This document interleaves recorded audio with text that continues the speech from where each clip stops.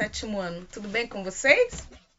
Bom, primeiro eu quero dizer que eu estou ouvindo aí um movimento, né, pedindo que nós tenhamos aula ao vivo também. Estou olhando para verificar se cabe dentro dos meus horários, porque eu tenho aula ao vivo no ensino médio, né, e já tem um horário que eu estou seguindo. Tenho que verificar se é possível. Mas para isso acontecer também, eu preciso verificar se vocês estão fazendo aquilo que nós já temos, né, como proposta desde o primeiro dia de aula remota, que é você assistir a aula e fazer a atividade. Qual é a grande vantagem de você também ter uma aula gravada? Você pode fazer com que o seu tempo seja distribuído conforme as suas necessidades. A aula ao vivo, você é obrigado a entrar naquele horário. Se você ficar atrasado, não chegar a tempo ou não se programar corretamente, você vai perder e vai ter que assistir a aula gravada do mesmo jeito. Então, vamos analisar com cuidado e uma das exigências que eu faço é essa. Para você ter aula ao vivo, primeiro você tem que estar com as aulas gravadas em um dia. Eu havia pedido nas últimas aulas, porque eu encerrei a primeira unidade do volume 2. Pedi que vocês fizessem as atividades. Hoje, nossa aula é de correção. Então, veja, começa na atividade da página 3. Está escrito aqui, você dá uma pausa, corrige, porque é bem simples essa atividade, não vou fazer comentário, e passa para a página seguinte, que vai ser lá na página 7.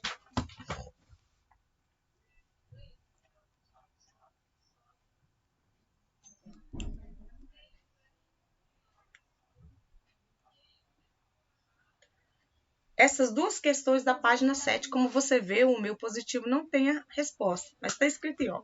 Primeira questão, quais são as diferenças entre atividades econômicas predominantes no espaço rural e urbano? Essa é bem simples. Atividades típicas do espaço rural, atividades típicas do espaço urbano. O que é que eu posso ter no espaço rural? Agricultura, pecuária, extrativismo. Espaço urbano, indústria, comércio. A número 2, crie uma ou mais frases contextualizadas, ou seja, que tem um contexto, que liga uma coisa com a outra, que relaciona os seguintes termos. Você vai relacionar essas palavras, ó. Crescimento populacional, extrativismo e problemas ambientais. Tá? Eu até fiz aqui, né, no meu positivo, se você quiser dar uma olhada, eu coloquei, ó, o crescimento populacional mundial fez com que as atividades extrativistas cresçam também, aumentando assim a oferta de mercadorias e produtos. Então, veja, o crescimento populacional que ocorre na cidade fez com que houvesse necessidade de aumentar a exploração dos recursos naturais, o extrativismo, e isso tem prejudicado o meio ambiente. Então, você pode colocar, ó, o aumento da população mundial exige maior exploração dos recursos naturais, causando grandes problemas ambientais. Pronto. Tá? Ai, desculpa, hoje eu tô alérgica. 3. O que são comunidades tradicionais e dê 3 exemplos dela. Essa tá bem na página 7, tá? Aqui tá explicando o que são comunidades tradicionais, né? Então, deixa eu ver se eu tenho aqui mostrando na página ou se eu... Acho que lá no resumo, se não me engano, deixa eu olhar aqui. No resumo do seu CA, lembra que o CA sempre traz um resuminho? Vou conferir para você, que aí você pode abrir lá e fazer a cópia da definição. O que são comunidades tradicionais? Aqui, exatamente. Na página 2 do seu CA, está escrito lá, ó, comunidades tradicionais. Tá vendo aqui? Então, você abra lá no CA e pode copiar. Está escrito lá, ó, grupos que se caracterizam por partilhar laços ou identidades culturais comuns. Só isso. E os exemplos estão aqui, ó, na mesma página 7. Eu tenho aqui, ó, que exemplos eu tenho de comunidades que compartilham, né, cultura, conhecimento, como quilombolas, seringueiros, ribeirinhos e caiçaras. Viu como é fácil? Então, vamos lá. Na página seguinte, a página 8, nós temos um texto que fala sobre a caça de jacarés, né, quando há um crescimento dessa população de jacarés e que pode causar um desequilíbrio ambiental. Eu tenho algumas perguntas, tá? Você provavelmente leu o texto para fazer e aqui você pode dar uma pausa e conferir. Não precisa estar com as mesmas palavras, mas tem que ter o mesmo sentido, tá? É uma pausa e confere. Agora vamos para a página 12. A página 12, ela é uma pesquisa que você vai ter que fazer para completar esse quadro. Ó. O que pede? Ao buscar informações sobre commodities, vamos lembrar o que são? Commodities são o nome que damos aos produtos agrícolas in natura. Você colheu a soja, tá? O grão da soja é uma commodity. Você colhe o café, o grão do café é uma commodity. O boi que você mata lá, aquela peça do boi, né, a carne ali, antes dela ser processada, é uma commodity. E aqui está dizendo que, ao buscar informações sobre essas diversas commodities, você deve ter verificado que muitas vezes elas apresentam um preço regulado pelo comércio internacional, ou seja, quem dita o valor que vai ser vendido? A saca do café, a arroba do boi, né? A saca da soja, do milho, não é o produtor, é o mercado internacional. E onde que estão vendendo esses produtos? Nas bolsas de valores, tá? No caso do Brasil, a bolsa que negocia todas essas commodities para várias regiões do mundo é a Bolsa de São Paulo, que chama Bovespa, Bolsa de Valor do Estado de São Paulo. É lá na Bovespa que o produtor, então, vai vender seus produtos para a China, para a Europa, para os Estados Unidos. O preço varia diariamente. Por isso que todo dia, nos jornais, a gente tem lá uma inserção, uma entrada lá, falando assim, olha, como foram negociados, né, a saca do café, a arroba do boi hoje. Aí tem um preço. Por isso que você vai fazer uma pesquisa e no dia você coloca a data aqui ao lado e coloca o produto que você vai perguntar lá na pesquisa é o café arábica, que eu vi ontem, né, no Globo Rural, falando sobre a variação, aumentou 12% do preço em relação ao ano passado. Vai procurar pela soja, arroba do boi gordo, né? Não é o boi que é vendido inteiro, é arroba a carne. O milho, e você vai colocar, aqui já tem, desculpe, né? Aqui nós temos a coluna da data, o dia que você fez a pesquisa. E aqui o valor. Os valores são em dólar. Se você quer, por exemplo, tá lá, foi vendido em tantos reais. Ah, mas pediu foi dólar. É só você verificar lá. Aí você tem que fazer outra pesquisa. Qual é o valor do dólar no dia? E aí você vai converter real em dólar. Tá bom? Tá pedindo, converse com o professor e colega e verifique se houve variação. Como eu falei agora, dependendo do dia que você fez a tarefa, né, você vai ver que vai mudar. Se nós estivéssemos em sala de aula, eu ia ouvir a resposta de um, do outro, e aí a gente ia perceber juntos que essa variação era diária, tá? Então, a variação é todo dia. Por isso que muitos empresários, muitos produtores, eles vão segurando a safra e vai esperando que o preço vai aumentando. Quando ele vai percebendo que o preço está só aumentando, aí ó, que ele vê, não, agora tem um bom momento. Aí ele vende, tá? Vamos para a próxima atividade? Está, deixa eu ver, lá na página 19. Então, vamos circular na 19. Aqui nós temos também uma atividade parecida com a anterior.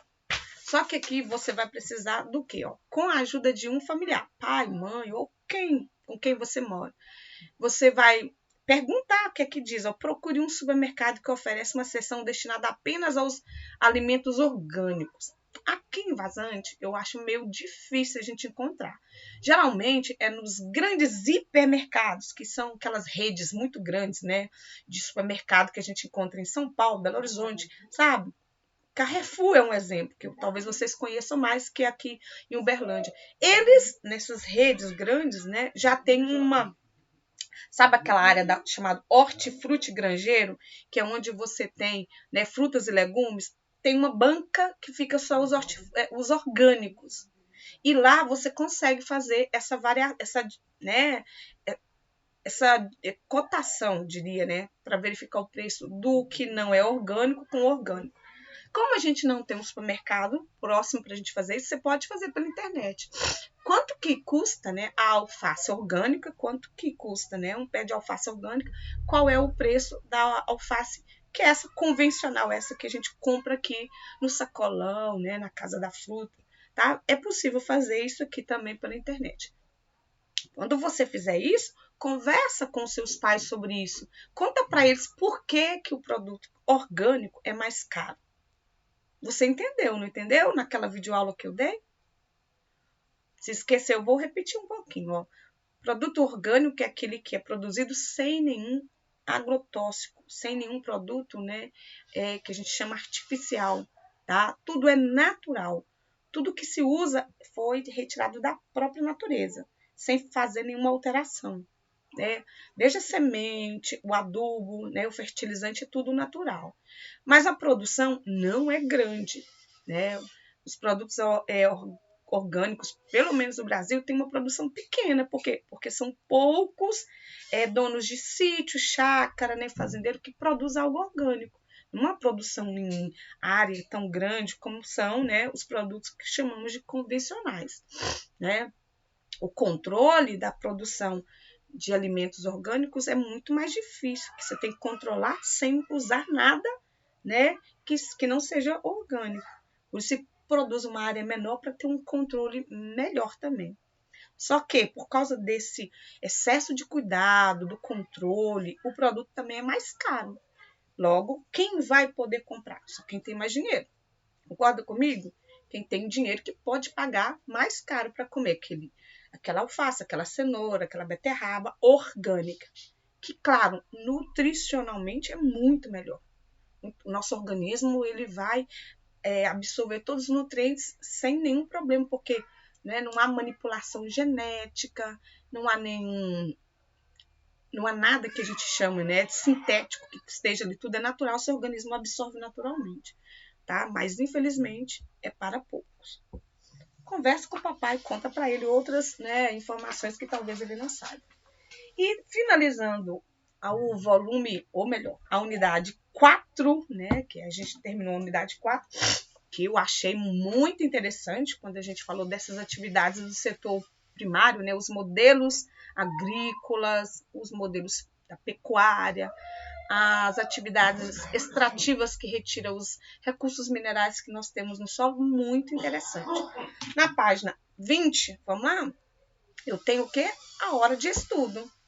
A hora de estudo resume um pouco, então, né, do que a gente viu desses conteúdos que eu estou falando. Agricultura intensiva, extensiva, né, o extrativismo, então lá. Primeira perguntinha aí, ó. Agricultura patronal, você lembra o que é? Eu tenho dois modelos. A agricultura de subsistência, que é aquela que é praticada em pequenas áreas e que só usa mão de obra da família. Pai, a mãe, os filhos trabalham ali naquele sítio, naquela chácara, produz para a sua sobrevivência. Tira aquilo que ele vai precisar para se alimentar durante o ano e o que sobra ele vende. A patronal já é diferente, ó. Lembra a palavra patrão? É uma fazenda grande, onde o patrão vai ter que contratar mão de obra. E essa mão de obra, então, vai ser paga, né, com salários, carteira assinada, com todos os direitos trabalhistas, viu? A agricultura patronal ela se desenvolveu nas diversas regiões brasileiras. Eu tenho esse modelo de agricultura patronal, ou no agrobusiness, no centro-oeste, no sudeste, no sul, tá? Então, a partir dessa informação, você vai verificar se são verdadeiras ou falsas. Ó, a principal característica da agricultura patronal é o grande investimento de capital e tecnologia? Claro, né? Muito bem, verdadeira. Boa parte do que nós produzimos nesse modelo de agricultura, né, grande, ela é com o objetivo de exportar? Muito bem, é verdade também. A maior parte do milho, da soja, né, que é produzido em mega fazendas, nesse modelo, né, de uso de muita tecnologia, né, parece, na verdade, aquilo que a gente falou, uma indústria do campo, com todo o procedimento igual a uma indústria da cidade. Por não estar entre os grandes produtores agrícolas do mundo, o Brasil não apresenta números expressivos na agricultura. Olha só, já começou a frase errada. Não está. O Brasil é um dos grandes produtores. Então, essa aqui já é falsa. O uso de mão de obra é menor em uma agricultura cheia de tecnologia? Sim, porque substitui a mão de obra por? Muito bem, por máquinas. Então, aqui, ó, é essa a resposta. Número 2. A agropecuária é diferente do agronegócio? A agropecuária é diferente do agronegócio? Sim, porque a agropecuária se refere à prática agrícola e pecuária juntas. O agronegócio, ele engloba tudo, olha só, o agronegócio engloba toda a cadeia produtiva da agropecuária. Se a agropecuária, a agricultura planta, a pecuária cria, o agronegócio, ele planta, cria, mas ele o que industrializa também, tá? Então, aqui você tem a resposta. Cite 2 exemplos de como a atividade humana pode superar barreiras naturais na prática da agricultura. Bem fácil, imagina. Naturalmente, você tem uma região de serra, de montanha. Como é que eu vou... E não há outro espaço plano para plantar. Como é que o homem vai usar, então, ali aquelas áreas de serra, né, as áreas serranas, para o cultivo? Tem que ter uma técnica. E aqui tem um exemplo. Que técnica eu uso? A do terraceamento, da curva de nível. Isso é uma forma do homem superar uma situação natural. Usa de técnicas, né, para aproveitar aquele lugar. Temos exemplos principalmente na Ásia, que a gente comentou, né, na China, onde por falta do espaço plano, eles são obrigados a usar a agricultura de jardinagem, de terraceamento. A próxima, como a reforma agrária pode contribuir para a economia do país? Então, lembra que nós falamos no último assunto da unidade foi sobre o papel social da terra. A terra, ela tem um papel que é dar à pessoa o direito dela sobreviver a partir da exploração desse solo. É direito do ser humano. É o papel da terra. Não deixar que as pessoas passem fome se existe terra. Então, a reforma agrária é dar a essas pessoas que não têm propriedade o direito de ter um pedaço de terra para ela se, né, sobreviver a partir da exploração desse pedaço de terra. Então, a pergunta é, como é que a reforma agrária, que é feita pelo governo federal, a partir, né, de um órgão, que é o INCRA, Instituto Nacional da Reforma Agrária, como é que a reforma agrária contribui para a economia do país? Ela pode contribuir fazendo o quê? Redistribuindo, né, espaços, né, solos que vão dar condição para as pessoas sobreviverem. Se as pessoas cultivam o próprio alimento, se elas conseguem ter uma qualidade de vida boa naquele pedaço de terra que ela ganhou, naquele lote que ela recebeu, ela não vai ficar dependendo do governo receber auxílio família, Bolsa Família, concorda comigo? Se ela está produzindo, ela está contribuindo para a economia. Como assim? Porque se ela mesma está se sustentando, ela não vai precisar do dinheiro do governo, entendeu? Então, ela está aqui, ó. Pode contribuir para a redistribuição das terras, favorecendo uma estrutura fundiária menos desigual. Lembra, estrutura fundiária é distribuição de terra. Então, a reforma distribui a terra de forma mais igual. E se as pessoas têm terra, elas vão poder se manter sozinhas, sem depender do governo. Quinta pergunta. Como são produzidos alimentos geneticamente modificados? Nós chamamos de alimento transgênico. É aquele alimento em que, em laboratório, a semente dele ela foi estudada e foi modificada. Pegou, imagina, um feijão, que é um alimento, né, da nossa mesa diária. O feijão, no seu cultivo, pode ter a lavoura invadida por uma praga. Por quê? Porque lá dentro, né, nos genes lá, a molécula lá do feijão, não consegue combater aquela praga. A praga vem, paf, né, acaba com a lavoura do feijão ou faz com que o feijão não tenha qualidade. Geneticamente, o que faz o laboratório? Coloca ali um componente, de repente, da soja, que tem na soja, que dá resistência à soja que o feijão não dá. Então, pega aquele componente da soja, põe aqui na genética do feijão para dar resistência ao feijão. Transformou. O que era próprio do feijão agora tem da soja também. Isso é manipular geneticamente a origem de um alimento. Não é bem visto pela sociedade mundial. Por quê? Porque quando eu modifico o meu organismo, ao absorver aquele alimento, pode não ver aquilo como algo natural e rejeitar. E pode causar alguma mudança nas células do meu corpo. Então, existe uma certa polêmica. Os transgênicos foram bons.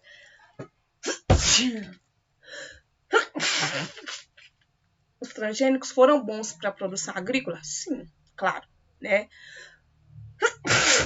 Desculpa. Mas os transgênicos ainda Não sabemos quais são as consequências para o organismo humano daqui 20, 30, 40, 50 anos. Tá? Então, veja, como é que os produtos, os alimentos geneticamente transformados, como são? Como é que eles são geneticamente transformados? Aqui, por meio da manipulação dos genes, né, daquilo que compõe o produto ou nas plantas. Por exemplo, vou dar um exemplo também que é bem comum hoje. Hoje a gente já compra melancia, que geralmente as melancias são grandes e às vezes a pessoa compra uma melancia grande ou um pedaço e perde porque ela é grande. Você tem melancia pequenininha assim, não sei se você compra redondinha, né? E eu já consigo encontrar também melancia sem semente. Eu já consigo comprar em cidade grande, aqui não, né? Mas restaurantes chiques que precisam decorar prato, já compra mini legumes, mini verduras. Olha que coisa. Há uma manipulação bem grande nessa área alimentar. Para nós, no supermercado, a gente encontra muito, por exemplo, soja, leite de soja, tá? E a soja foi o primeiro produto geneticamente transformado e cultivado em grandes espaços. Então, muito do que a gente consome derivado da soja é transgênico já. Então, quem tem medo tem que ler lá os rótulos para saber se aquele leite da soja foi feito com soja transgênica ou não. Porque a lei, ela exige, é obrigatório por lei, que o alimento que for transgênico, ele tem que estar escrito na embalagem que ele é transgênico. Porque assim as pessoas vão decidir por elas mesmas se querem consumir ou não aquele produto transgênico. Então, como se faz essa mudança? Em laboratório, a partir do gene nas células, tá, desses alimentos. Também é possível fazer de animais? Também. Cite 2 problemas ambientais que podem ocorrer nas áreas rurais. Problema ambiental em espaço agrícola. Tem? Claro que tem, né? Primeiro, quando você desmata um lugar para cultivar, se você depois de usar aquele solo anos, anos e anos, e você achar que o solo está improdutivo, vai deixar aquela terra, vai abrir outro espaço e deixa aquele solo. Lembra da agricultura itinerante que a gente estudou? Vai deixar o espaço sujeito à erosão, a processo de arenização e depois para frente de desertificação. Então aqui está pedindo 2 exemplos. Erosões, que é o mais fácil de ser lembrado, o assoreamento, né, dos rios, que você desmatou a margem do rio. A chuva depois vai levando aquele material, areia, terra, da margem do rio e deixa no fundo do rio. Então, quando você tem depósito de areia, de pedregulhos no fundo do rio, que foi levado pela chuva, pela água da chuva, esse processo chama-se assoreamento. Vai tirando o leito do rio, diminuindo, de repente o rio até desaparece. A água não tem nem por onde escoar, porque ele desapareceu. Acontece, sim. E também tem contaminação dos rios, né? Que é muito comum que rio que passa no meio de uma cidade ou próxima dela, como é o caso nosso aqui, o Rio Santa Catarina, serve também para ser local de despejo do esgoto doméstico. Todo mundo sabe que o Santa Catarina, quando a gente passa na ponte, o mau cheiro, né? Porque todo o esgoto da cidade que é colhido pela Copasa, ele passa lá por aquela rede, né, que seria de tratamento, né, mas o dejeto mesmo joga no rio. Triste, né? Mas olha que incrível! O rio, no seu curso natural, por ele ter pedregulhos, areia no fundo, você sabia que isso é uma forma natural do rio também tratando a água? Mesmo que ele receba o esgoto agora aqui nesse trecho, daqui 5, 10 quilômetros à frente, a água vai estar tratada de novo por causa desses elementos, né? Areia, pedra porosa, vai retendo o material sólido e vai fluindo água mais limpa. Então, quilômetros à frente, a água já vai estar limpa. Incrível a natureza, né? Perfeito. Aqui já finalizou. Então, eu espero que vocês, né, tenham feito também, porque lá, mas eu vou olhar, certo? Eu combinei e foi dessa forma. No seu CA, você agora pode e deve fazer as atividades da unidade 4. Então, a tarefa é essa. Faça a unidade 4 no livro de atividade. Porque depois eu vou querer uma videochamada para verificar quem fez. Fica com Deus e até mais.